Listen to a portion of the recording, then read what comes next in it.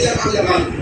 Dahil arawan si Nanay Nicole Nunez pumamalengke para masunod na ang budget na nakaayon sa 610 pesos na arawang sahod ng asawa. Sa akin sa bigas ko, 2 kilong bigas, tapos 200, isang, ako lang yung isang kainan. Sa 200, yung ibang bigas, ibang kape. Ano, 120, yung ako 120, isang kainan. 200, asawa ko, asawa ko, Nabubuhay sa tini-tini pag wala ka kahit konti na pagsobra. Simula sa akin sa Julio ay makakasawa kong kwenta sa sahod sa Metro Manila mula sa kumahal ng Regional Chapter Libraries.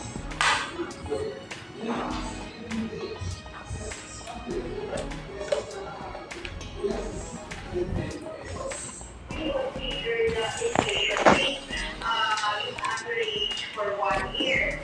Since last year, up to May this year, kasama na rin din anong GDP ng NCR. Mas malaki dito ang pinili ng mga labor groups pero ayon sa wage board, nakabase ang increase sa kailangan ng Consumer Price Index sa nakalipas na taon na hindi naman daw lumampas ng average sa 5 piso. Ang bagong minimum wage na 645 ay palayo-layo na rin daw sa 452 pesos ng poverty threshold.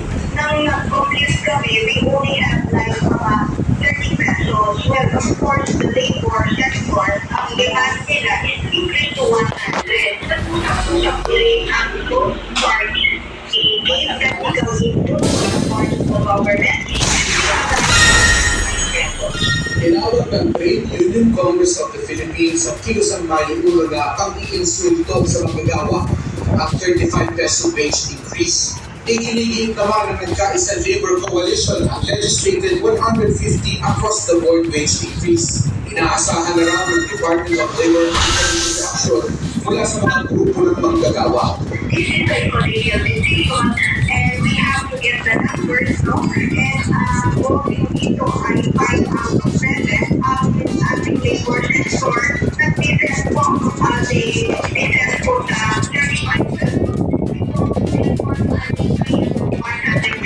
Binigyan din ng dole na makikinabang pa rin kahit pa paano ang halos 1 milyong minimum wage earner sa Metro Manila dahil sa 5% increase na ito sa kanilang sahod. Ang reaksyon sa aumento ng 35 pesos ay depende sa individual na sitwasyon. Sapat kung mas konti ang makaasa sa iyo, lalo lang kung single ka. Kasi kaya nalilin siya, diba? Yung 35 pesos. Kaya parang ng sahod. Kahit nga piso, ibang kalagay. Ang kanyang ito, sa kanyang 5 hindi raw ng 5 pesos. Hindi naman sa kasi ngayon, yung bigas ngayon lalo tumataas. Yung ulam, yung bago, sa kilo, yung gano'n. Para sa GMA Integrated News,